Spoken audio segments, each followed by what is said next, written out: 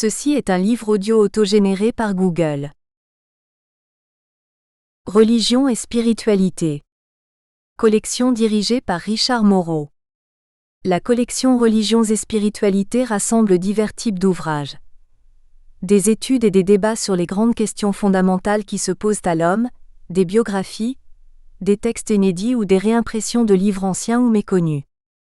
La collection est ouverte à toutes les grandes religions et au dialogue interreligieux.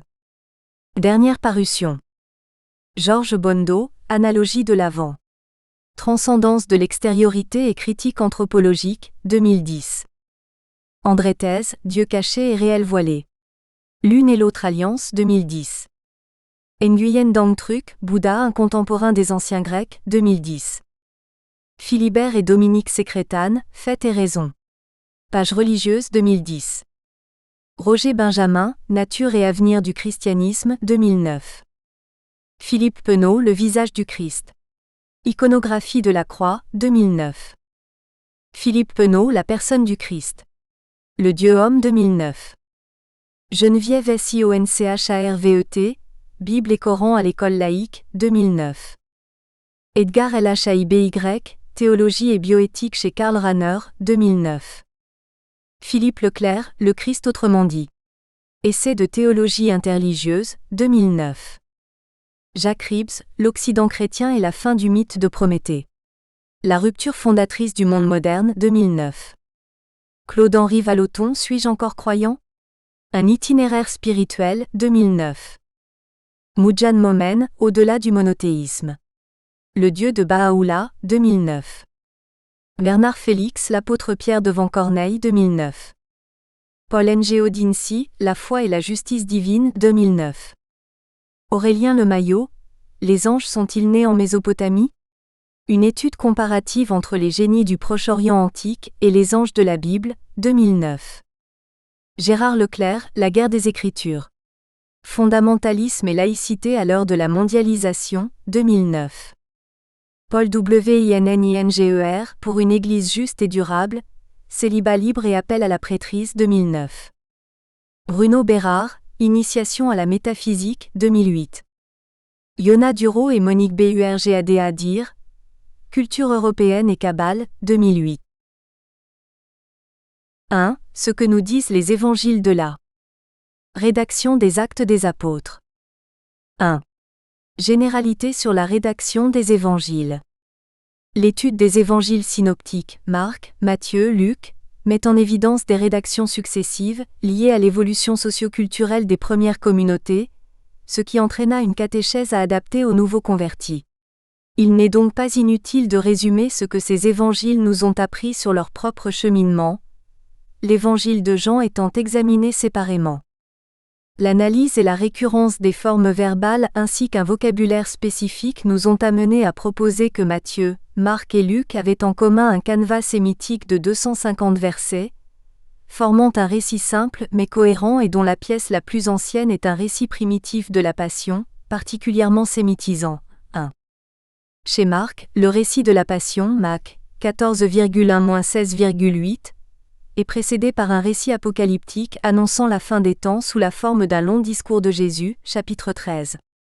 Il n'est pas absurde de penser que ce discours ait représenté un temps, le préambule au récit primitif de la Passion, premier texte écrit des évangiles, vu l'unité littéraire et la cohérence des procédés de rédaction montrés par les chapitres 13 à 15 chez Marc.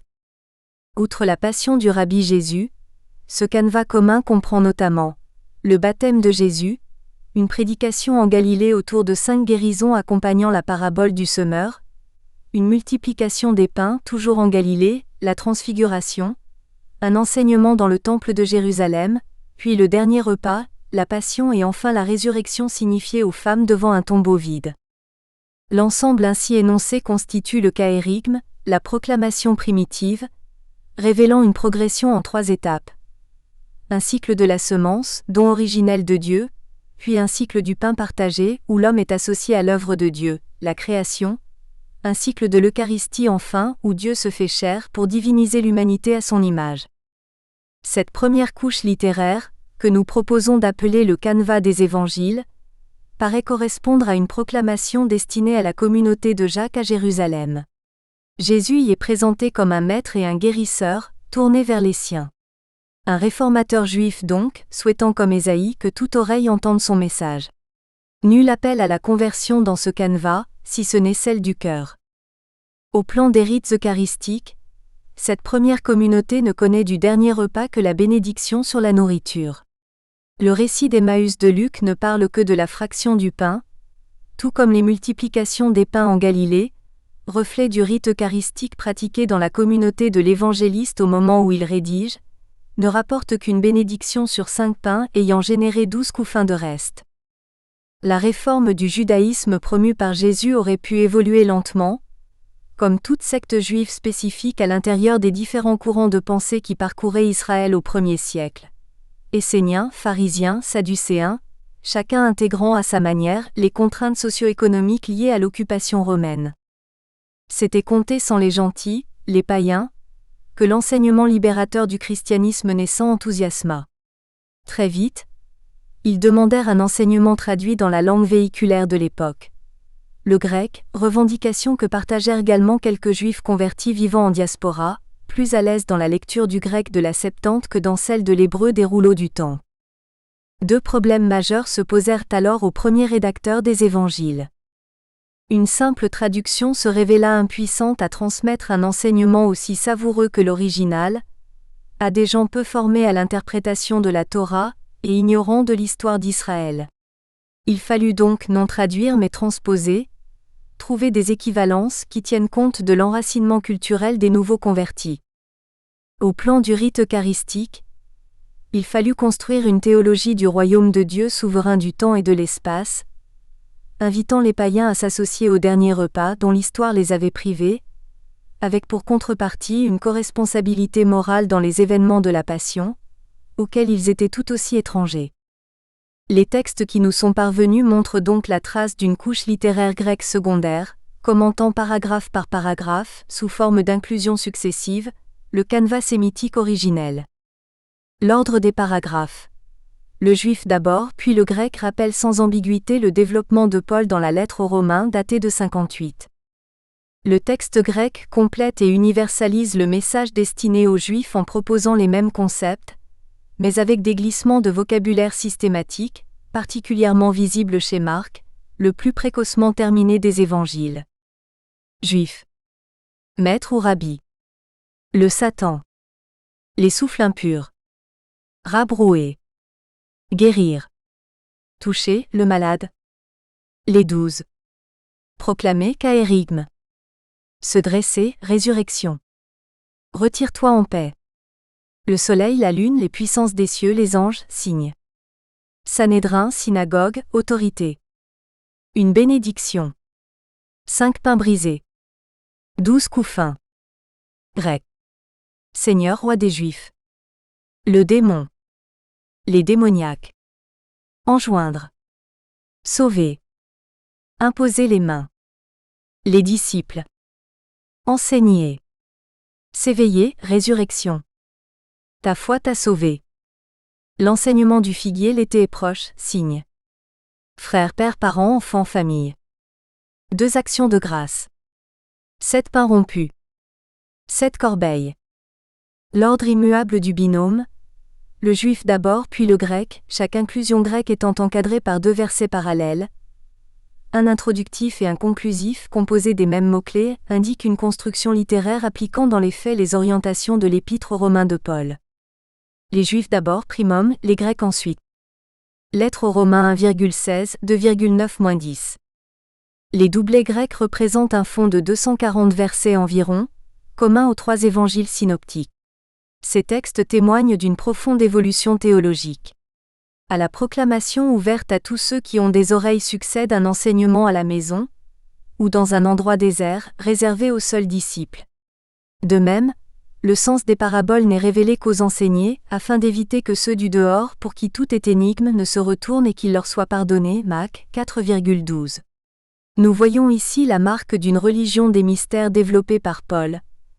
Il faut susciter la jalousie des fils d'Israël, afin de les amener à la conversion. Au moment donc où Marc, Matthieu et Luc entreprennent la compilation des textes rassemblés par leurs communautés respectives, nos évangélistes disposent déjà de près de 500 versets provenant de 2 rédacteurs successifs. L'auteur du Canevas, qui s'adresse à la communauté de Jacques à Jérusalem, et l'auteur des doublets sémitiques grecs, qui transpose et commente l'enseignement de la Torah à l'usage des païens. Il semble que ce soit au stade des doublets que le rite eucharistique ait été complété, passant d'une bénédiction sur le pain, confère la multiplication des pains juifs, à une double action de grâce sur le pain et sur le vin, confère la multiplication des pains grecs, au-delà du Jourdain. De même, dans le rituel de l'Eucharistie transmis par les évangélistes, nous percevons le passage de l'Alliance d'Israël, Mt Mac, à la Nouvelle Alliance grecque, LC Paul. Selon les plus anciennes lettres de Paul, les premières communautés grecques, Antioche, Corinthe, auraient fait précéder la fraction du pain d'une libation sur la coupe en mémoire de la passion du Seigneur, vous annoncez la mort du Seigneur, 1 Cor 11, 24. Ce rite est conservé dans l'évangile de Luc, qui décrit le Seigneur levant la coupe en prélude au repas. Paul, en remettant le geste de la coupe levée après le repas, reprend la perspective chronologique, les communautés grecques étant plus tardives que celles issues du judaïsme. Le juif doit précéder le grec comme le pain précède le vin.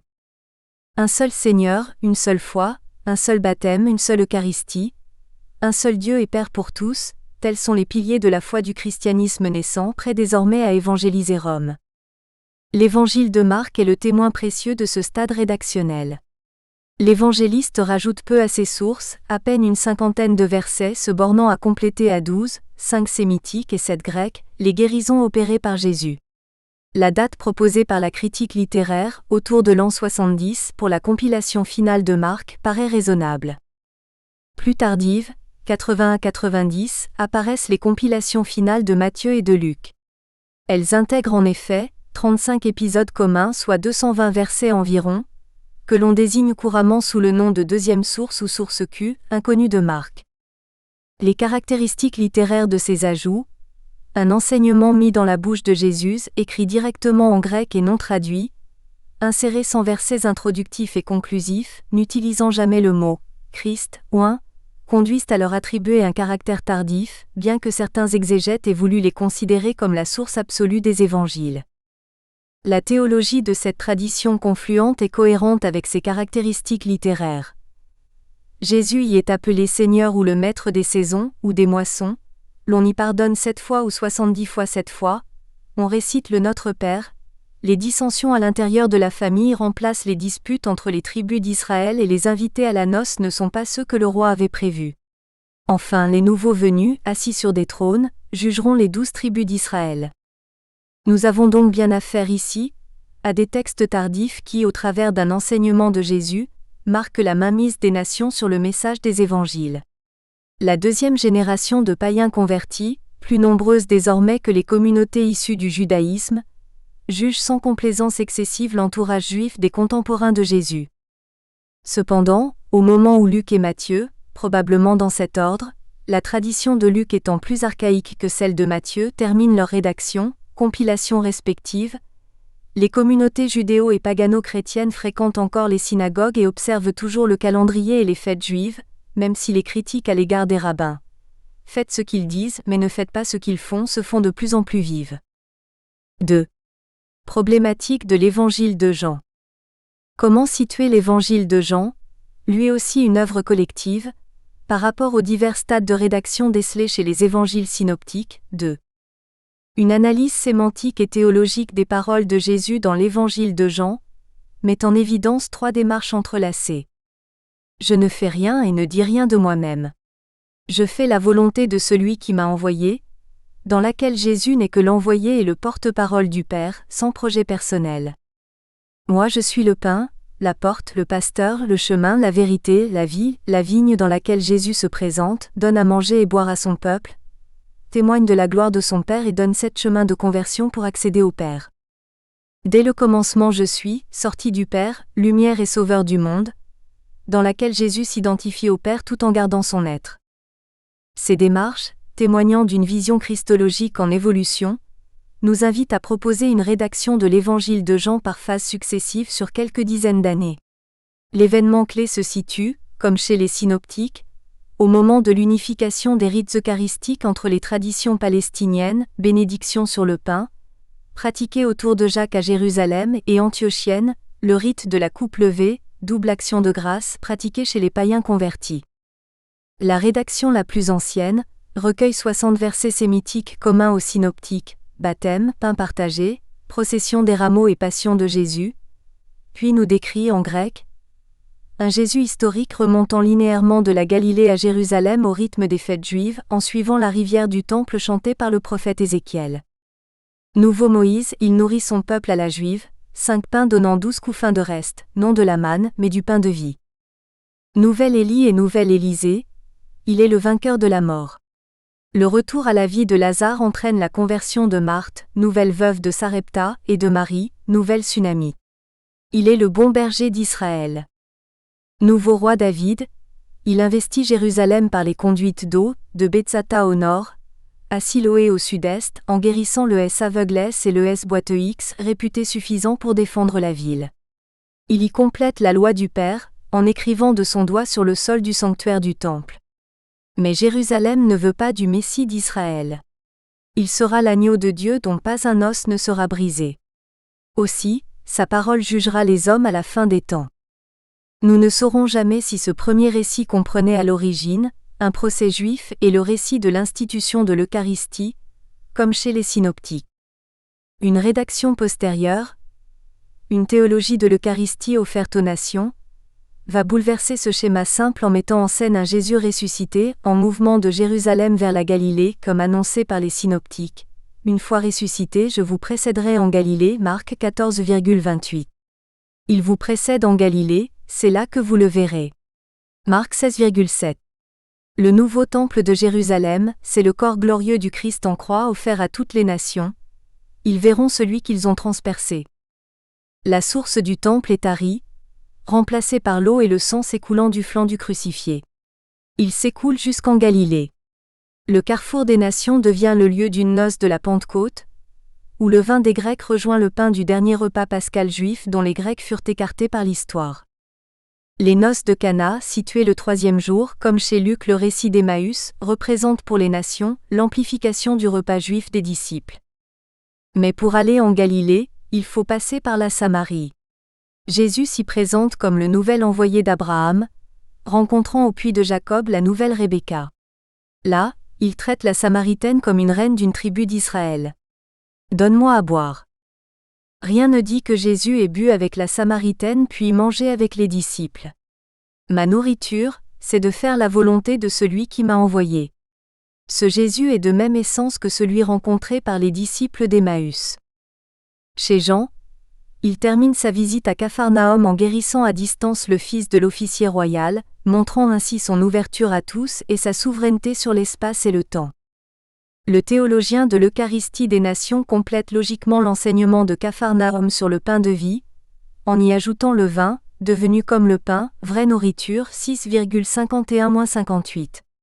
Après les adieux de Jésus aux disciples juifs, il introduit le thème de la vigne, source du vin.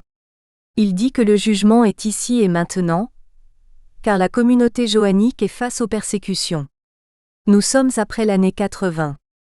L'analyse des textes à l'aide des logiciels du laboratoire de linguistique appliquée de Grenoble conduit à penser qu'il existe une très forte probabilité que les deux couches rédactionnelles soient d'un seul et même rédacteur. Ainsi, l'annonce du vin eucharistique proposé aux Grecs serait la clé de voûte et la raison d'un remaniement profond de l'Évangile. Le dernier repas juif de Pâques est complété par un repas de Pentecôte pour les nations, à Cana. Un troisième rédacteur, un théologien cosmique, écrit ensuite le prologue et l'enseignement final de Jésus, la fin des énigmes. Selon ce rédacteur, l'amour mutuel du Père et du Fils précède la création du monde. Tout procède du commencement. Les hommes sont des fils de lumière que la main du Fils ramène au Père. Dieu nous veut en altérité face à lui et respectera nos êtres, comme il respecte la personne de son Fils. L'incarnation de l'amour dans le monde, ce qui le rend visible et sert ainsi de témoignage à ce monde, c'est l'acte de donner. Plus de référence messianique, qui voit le Fils voit le Père. Moi et le Père sommes un. Jésus a pardonné à la femme adultère. Jésus ira chercher même les brebis qui ne sont pas de cet enclos-ci. Jésus n'a perdu aucun de ceux que le Père lui a confiés. Jésus est venu non pour condamner le monde, mais pour le sauver. Le jugement est derrière nous.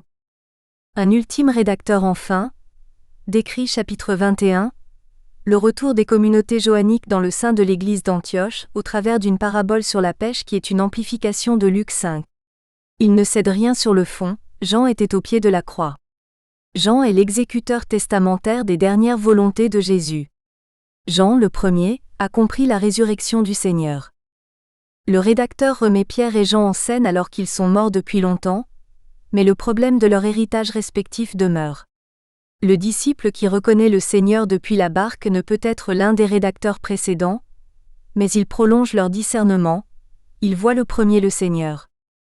Et le Seigneur ne dira rien à Pierre du sort qu'il réserve à Jean et ses disciples. Il ressort de la présentation ci-dessus que l'histoire rédactionnelle de l'évangile de Jean confirme et complète celle des synoptiques. La phase de maturation fut simplement plus longue. Un seul et même rédacteur serait responsable de la compilation des versets sémitiques et des deux premières rédactions, ce qui représente 75% du texte. Il aurait refondu son texte à cause de l'introduction du vin dans la célébration du rite eucharistique, ce qui le situe comme un contemporain de Luc et du Matthieu grec. Ce travail de base a été complété par un philosophe du logo et du commencement nourri d'hellénisme, 20% du texte, et terminé par un disciple décrivant le retour des communautés johanniques dans le giron de l'église d'Antioche. 2. Recherche sur Luc rédacteur. 1. Compilation et rédaction. L'approche du chapitre précédent nous conduit donc à penser que l'on ne peut comparer directement le livre des Actes et l'évangile de Luc, sans avoir au préalable fait le tri dans l'évangile afin de séparer chez Luc les textes qu'il a reçus de la tradition et qu'il a compilés et complétés, des textes issus de sa propre plume sans contrainte extérieure. Ceci étant posé, comment Luc traite-t-il littérairement et théologiquement le canevas primitif reçu de l'église de Jacques? La première réponse est, avec une grande fidélité. Il suit mot à mot le canevas de Marc, au point que l'on peut recenser les modifications qu'il s'autorise, celle-ci étant révélatrice de son projet de transmission du message primitif vers les païens. Pour illustrer ce propos, nous proposons ci-dessous sur la base du canevas sémitique de Marc avec les références, les portions de versets modifiées par Luc en italique, ainsi que leurs références correspondantes dans le texte de Luc. Jean-Baptiste, le PRECURSEUR. Comme il est dit dans le livre des Paroles 3,4, Ésaïe le prophète. 1,2. Lui vous baptisera dans le souffle saint et le feu 3,16, 1,8. BAPTEME de Jesus. Et il advint, quand le peuple tout entier était baptisé 3,21, 1,9. Jésus fut baptisé et étant en prière. 3,21, 1,9. Et descendit le souffle saint corporellement 3,22, comme une colombe 1,10. Enseignement en GALILEE. Et dans Capharnaüm, ville de la Galilée 4,31, 1,21. Le souffle impur, l'ayant convulsionné sortit de lui sans lui nuire en rien 4,35, 1,26. Allons ailleurs dans les villes voisines proclamer la bonne nouvelle du royaume de Dieu car pour cela, je suis sorti fut envoyé 4,43, 1,38. À la vue de Jésus 5,12, il tomba sur sa face lui disant, Seigneur 5,12 si tu veux tu peux me purifier 1,40. Mais dehors sur des lieux déserts il était et là, il priait 5,16, 1,45. Et aussitôt ayant enlevé le grabat, il sortit devant tous, glorifiant Dieu 5,25, 2,12. Ayant tout abandonné 5,28, s'étant levé, il le suivit 2,14.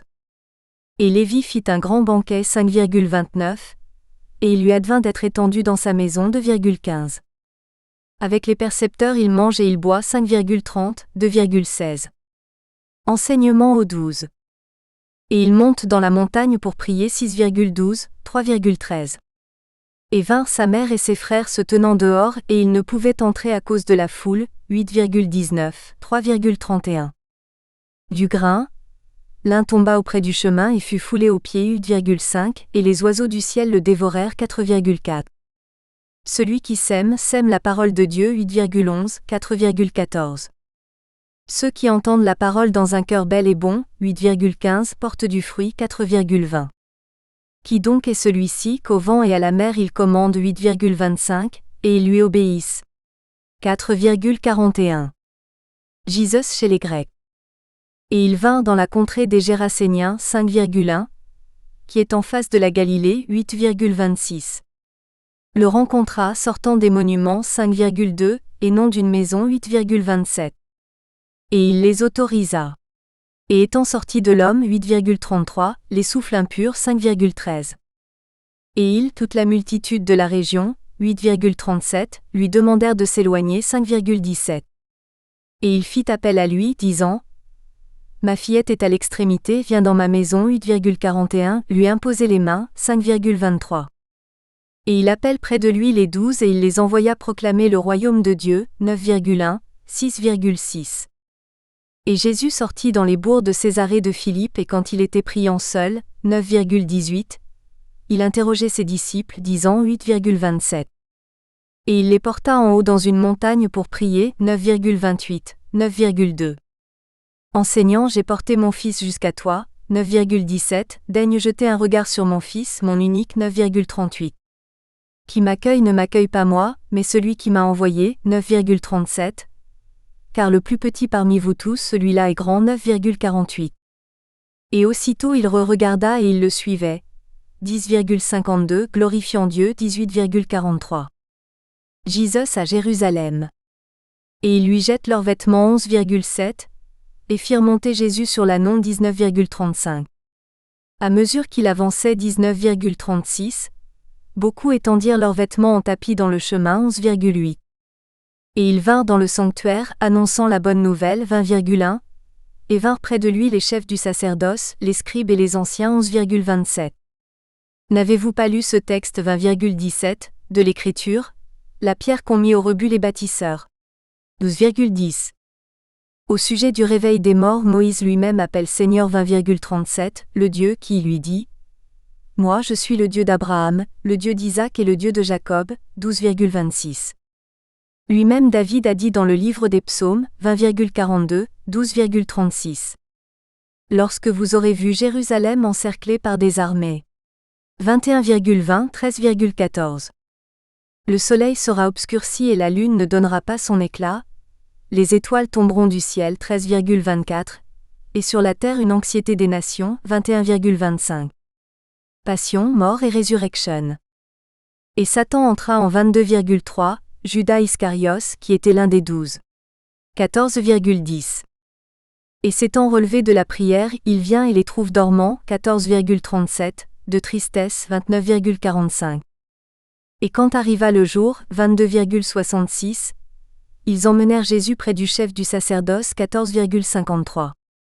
Mais Jésus, ayant laissé une grande voix, dit : Père, entre tes mains je remets mon esprit 23,46 et il expira 15,37. Étant venu, Joseph originaire d'Arimathie 15,43, ville des Juifs 23,51. Et le posa dans un monument taillé dans la roche 15,46, où personne encore n'avait été couché 23,53. Et étant entrés dans le monument, elles ne trouvèrent pas le corps du Seigneur Jésus, 24,3, mais virent un jeune homme. 16,5. Une première remarque concerne le texte primitif que Luc complète. Nombre de phrases débutent par la parataxe et, signe que nous sommes très proches de la phase orale, origine de la transmission des évangiles.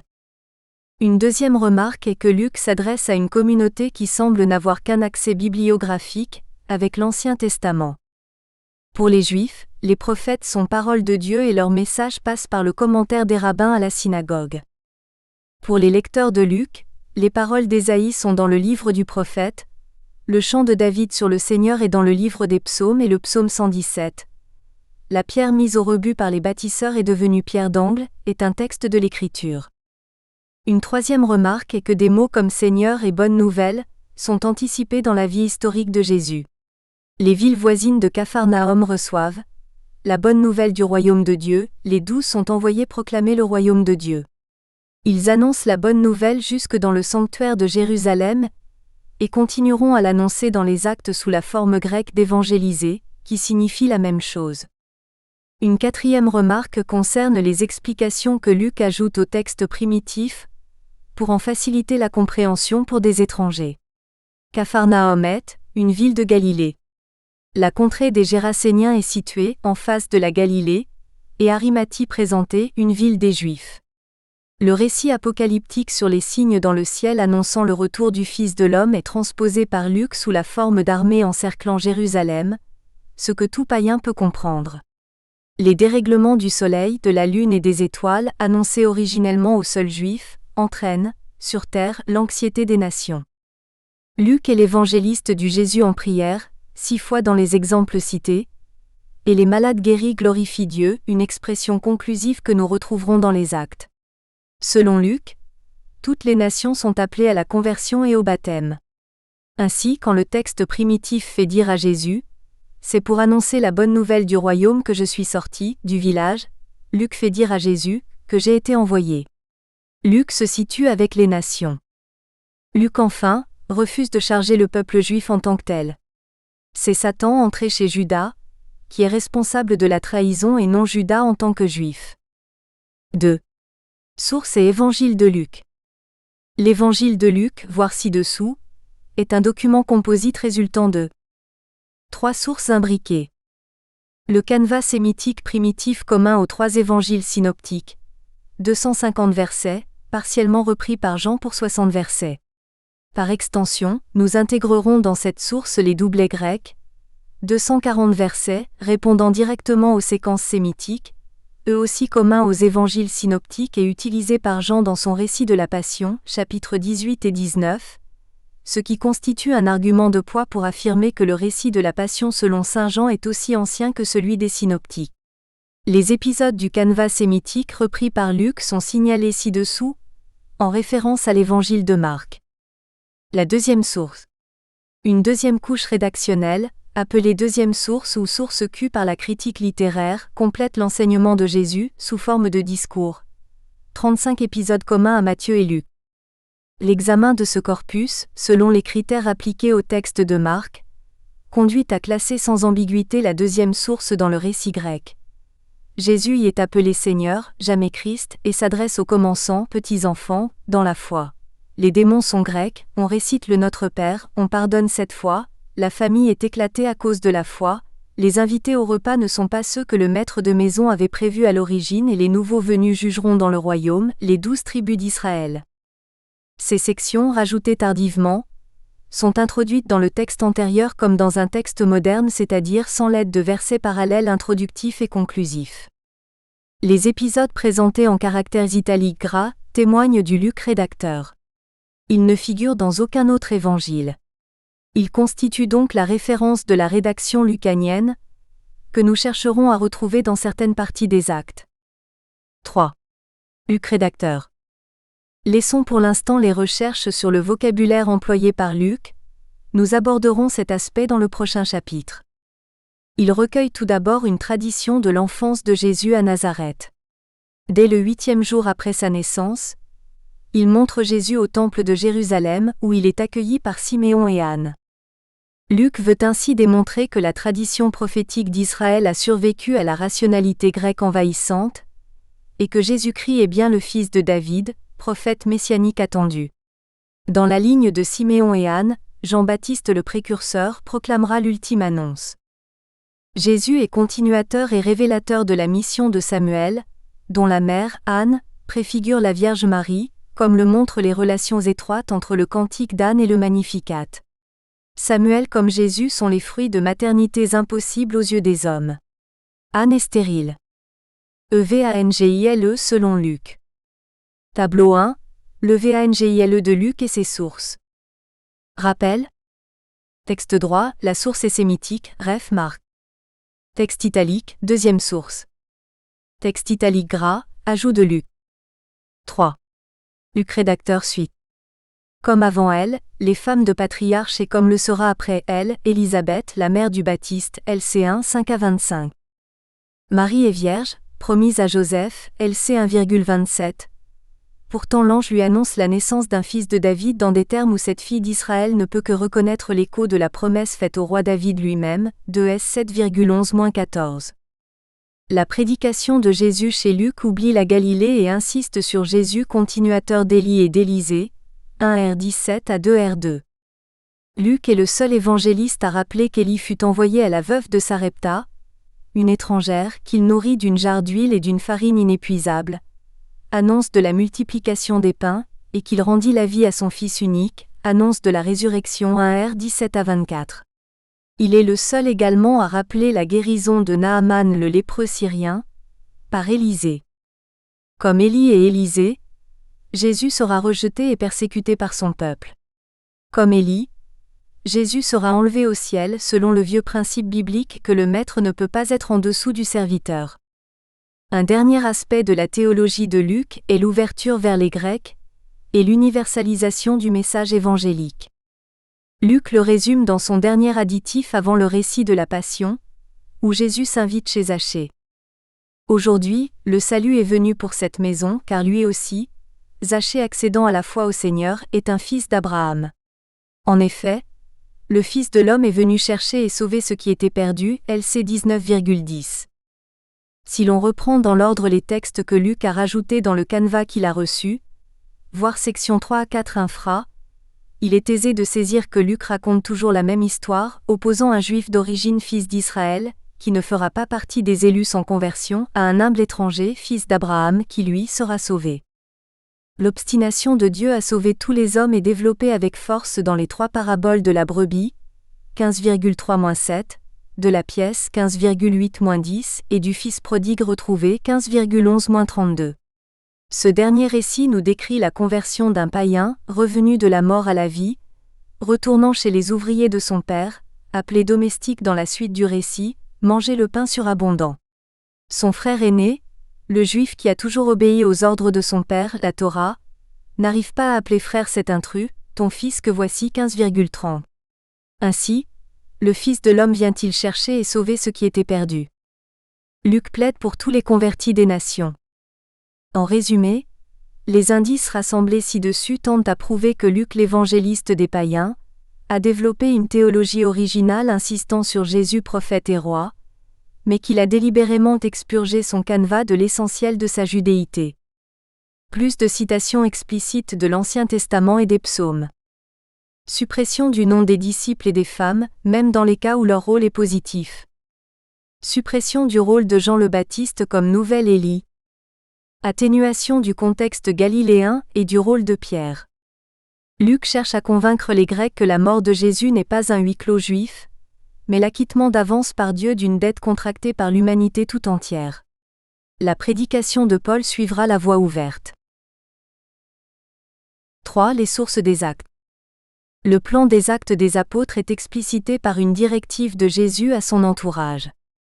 Vous serez mes témoins à Jérusalem, dans toute la Judée et la Samarie et jusqu'aux extrémités de la terre, AC 1,8. Le déroulement de l'action suit fidèlement ce plan.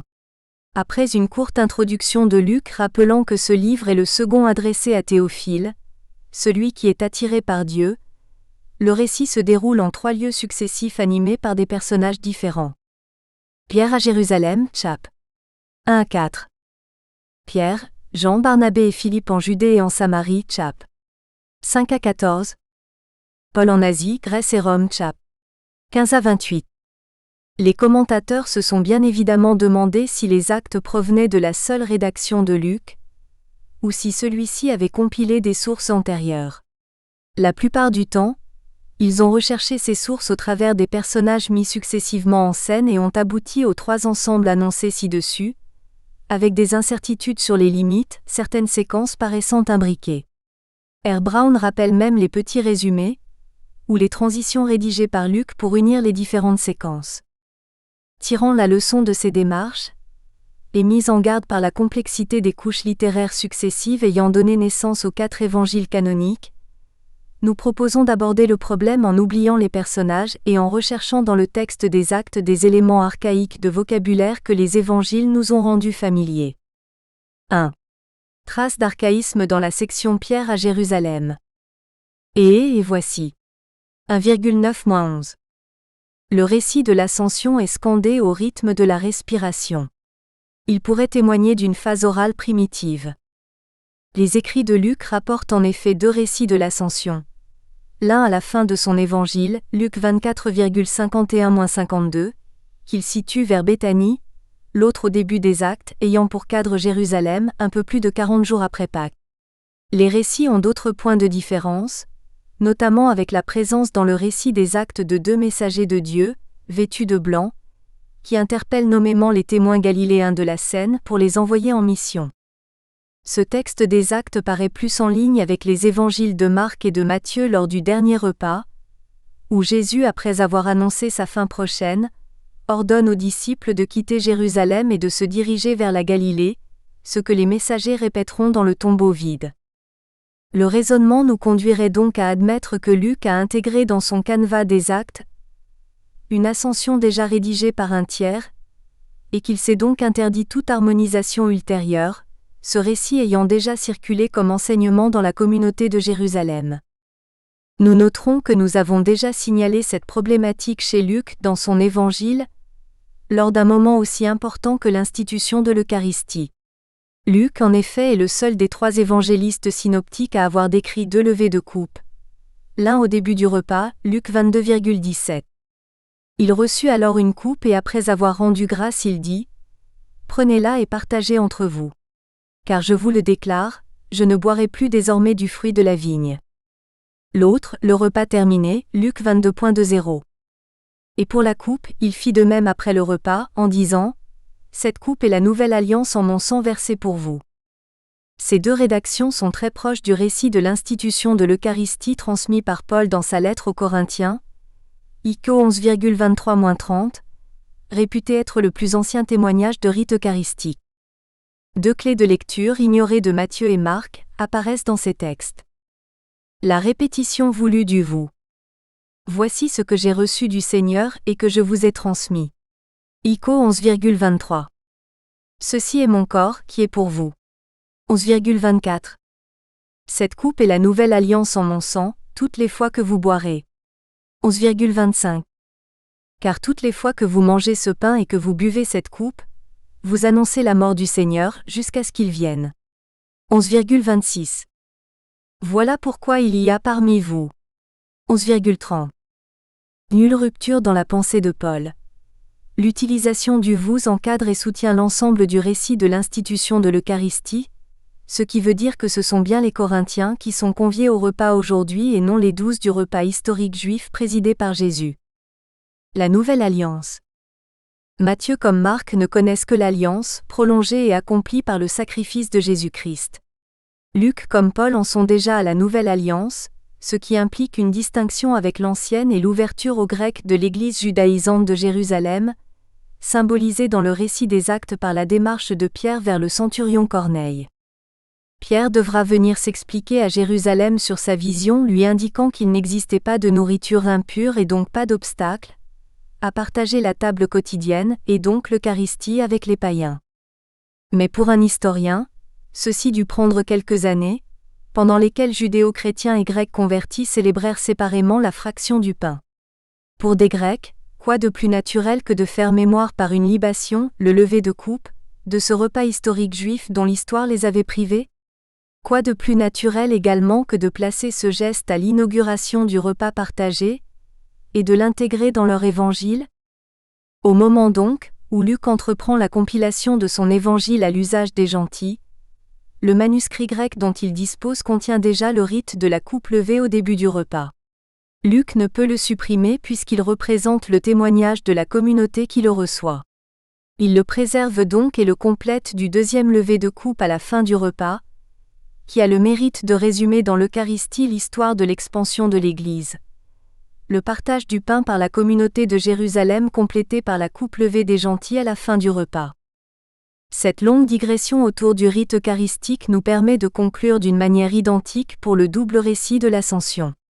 Luc le compilateur trouve dans ses sources déjà rédigées un premier récit de l'Ascension, qu'il conserve dans les Actes et qui assure une symétrie d'écriture avec la fin de son propre évangile. Le chemin d'un Shabbat, 1,12.